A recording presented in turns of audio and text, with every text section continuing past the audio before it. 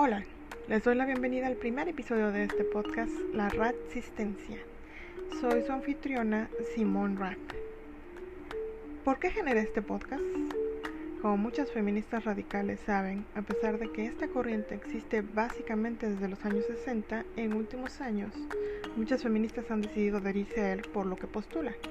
Y como lo dijo la escritora J.K. Rowling, debido a una fuerte reacción machista al avance que habíamos obtenido las mujeres hasta ahora. Tan fuerte es esta reacción machista que, por desgracia, debo de usar un seudónimo porque sabemos cuánta gente ha sido perseguida por defender las ideas del feminismo radical. Este nombre es un homenaje a Simone de Beauvoir, una de las teóricas más respetadas del feminismo radical. ¿De qué hablaré en este podcast? Más que nada les comentaré noticias, artículos, situaciones que afecten a las mujeres, al feminismo, revisándolos desde una perspectiva radical. Si es posible, invitaré a otras voces feministas a discutir un poco los temas relevantes que estén afectando a las mujeres. Aclaro, no pretendo saberlo todo.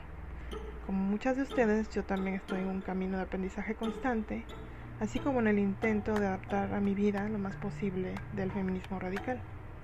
Más bien mi deseo es que esto se convierta en una forma de difundir los retos que está viviendo el feminismo en general y que quienes nos adherimos al feminismo radical o estamos en camino a ello hemos señalado desde hace tiempo.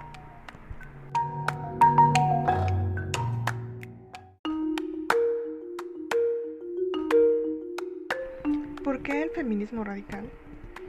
No contaré mucho acerca de mi propio camino en el feminismo radical porque no es el caso. Más bien quiero explicar qué implica esta corriente y por qué muchos nos estamos sumando a ella. Como ya decía antes, las feministas de los 60 sintieron que no era suficiente la aproximación del feminismo liberal al problema real de que las mujeres en este planeta son personas de segunda, cuando se les llega a considerar personas. Y para algunas feministas lo liberal no cubría en ese momento ni parecía que fuera a ser la respuesta a futuro para lograr el cambio social que se requiere para que las mujeres dejemos de ser tratadas como menos que humanas. La palabra radical se usó porque la idea es irse a la raíz de la opresión hacia las mujeres y encontrar esas manifestaciones de opresión en este mundo.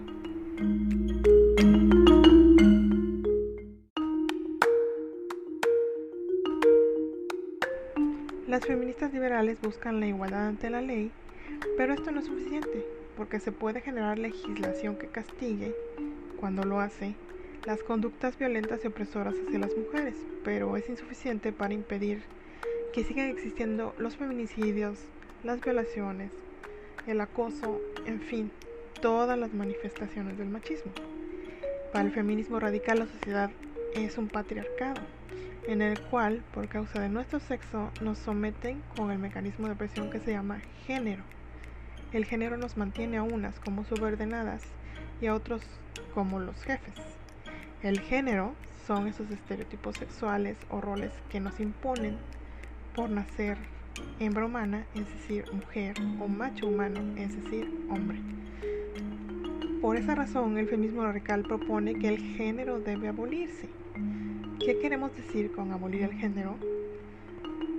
Queremos desaparecer esos estereotipos que dicen que las niñas deben comportarse, vestirse, lucir y ser de cierta forma.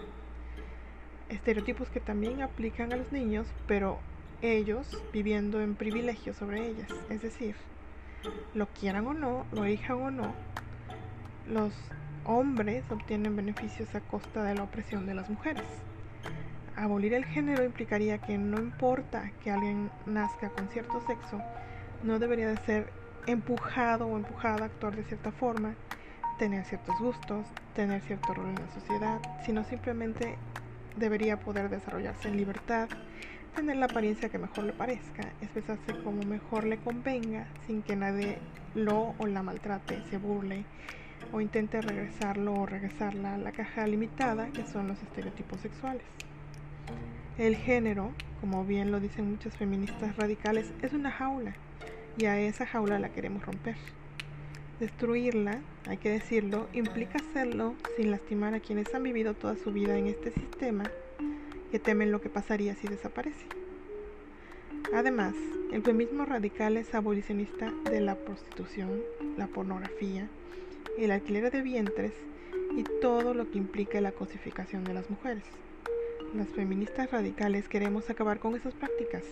No odiamos ni a las prostitutas, ni a las mujeres que se dedican a la pornografía, ni a las que ceden al alquiler de vientres, en fin, a nadie que esté bajo la opresión del género, sino que queremos acabar con las condiciones que las colocan en esa situación vulnerable, ver que tengan verdaderas opciones y libertad de elegir.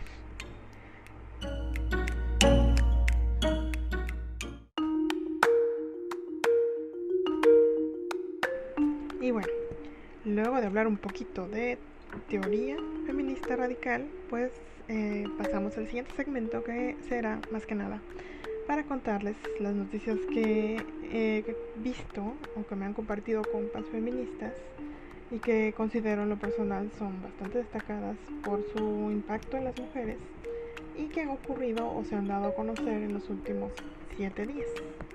Y pues les cuento. Una de las cosas que esta semana vi fue que Reddit, que es una red social que siempre ha sido considerada pues llena de machos, decidió cerrar un foro o subreddit, como se llama ahí, llamado Gender Critical, o sea, críticas del género, que tenía más de 65,000 miembros y era uno de los más grandes y activos espacios en el sitio. El pretexto de Reddit fue que existen grupos vulnerables y dentro de esos no están incluidos los grupos que son mayoría.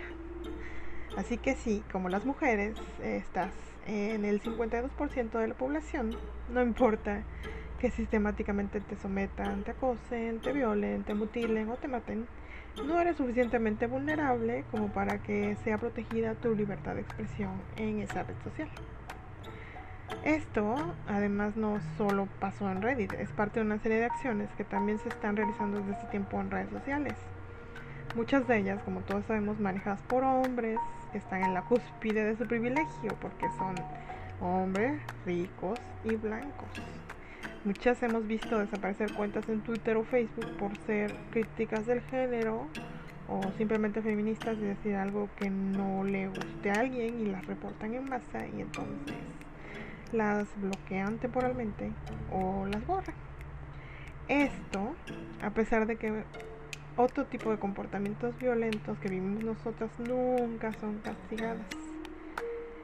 Nosotras podemos señalar, por ejemplo, que hay hombres que son una basura, hablando de violadores y asesinos, de gente así, o decir algún tipo de frase que ponga en alerta los algoritmos de la red social en la que estemos y casi inmediatamente somos bloqueadas. Pero cualquier otro abuso que recibamos las mujeres en esas mismas redes pues es ignorada y ha sido ignorada nuestra petición de que se mejoren las reglas por años. Por ejemplo, en 2018 un estudio encontró que la ciberviolencia y el discurso de odio contra las mujeres ocurre en todos lados, en redes sociales, en páginas web, en sitios de discusión, en motores de búsqueda, en servicios de mensajes, en blogs, en sitios para conseguir una cita, en apps, en secciones de comentarios de sitios de noticias, en foros, en chats, en videojuegos, bueno, ya saben. Pero en redes sociales puede vivirse un acoso en línea, el acecho, la difusión de imágenes íntimas sin consentimiento, el discurso de odio por ser mujeres, el doxeo, o sea, la difusión de datos de una mujer como su domicilio, donde trabaja, su email, entre otros, la suplantación de identidad, el hackeo de cuentas, entre muchas otras cosas, y ninguna de esas, o muy pocas de esas, son tratadas con la seriedad que merecen. Pero todo esto pues no cuenta, no importa, para los que defienden a un grupo que vocifera que se les escuche primero y denuncian a cualquiera que se salga de ese culto. Culto que en otra ocasión hablaremos de él, pero este podcast ya se extendió, así es que no nos vamos a detener en ello mucho tiempo. En otras cosas, en México, el presidente Andrés Manuel López Obrador aseguró que las feministas tienen la causa justa de cambiar el rol de las mujeres en la sociedad. Hasta ahí pues iba bien, excepto que de repente se puso a hablar de que es tradición que las hijas cuiden a los padres, que los hombres son más comillas desprendidos y otras cosas más. Pues algunos lo vieron como ¿qué? O sea, está reconociendo que la causa de las feministas es justa, pero hay un ligero problema. En México la tradición es vista como algo inamovible. Entonces cuando dice esta frasecita de que es tradición que las hijas cuiden a los padres, en cierta manera está diciendo o implicando o dejando el mensaje de que como es tradición, pues no se va a mover.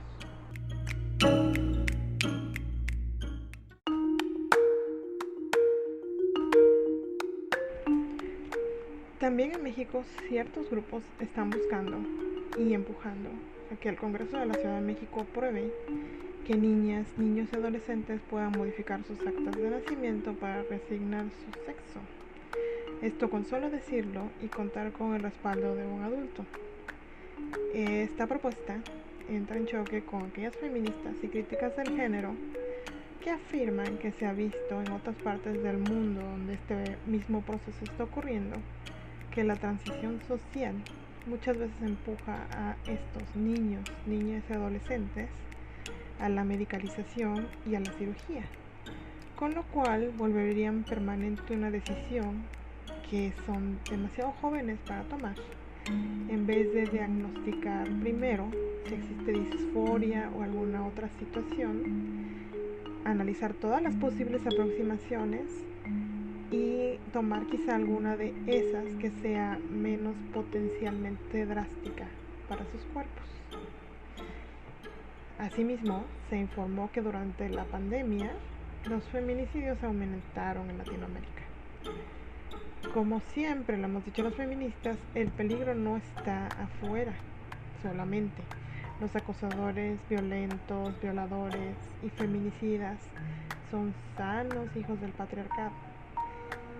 Ese que en los casos más extremos les hace creer a los hombres que las mujeres son objetos de su propiedad, a los que se les puede tratar como ellos deseen. Así, el cambio de fondo no está en pensar que son solamente ciertas personas que tienen ciertas desviaciones de comportamiento las que son machistas. No, el cambio debe de ser un cambio cultural en el que todos y todas nos preguntemos qué cosas machistas hacemos en nuestra vida y las cambiemos. Y bueno, estos son los hechos más relevantes que hemos visto esta semana entre algunos compas y yo. Y pues con eso cerramos el episodio de hoy. Espero poder subir episodios semanalmente. Y si ocurre algún suceso muy relevante, a lo mejor alguno a la mitad de la semana. Si ustedes tienen alguna cosa que quieran compartirme, alguna noticia, situación, tema que quizá yo no haya visto, porque pues sí soy muy activa en redes sociales y me encanta leer noticias y todo esto, pero a veces no me entero, pues coméntenlo y así lo podemos discutir y difundir en este podcast, que finalmente es también suyo. Déjenme un mensaje en mis cuentas de redes sociales que van a encontrar en esta página de Anchor o un mensaje de voz si gustan, y ahí pues escucharé sus propuestas y qué piensan de este podcast en general. Y pues me despido. Muchas gracias a quien haya llegado hasta este punto y nos vemos la próxima semana.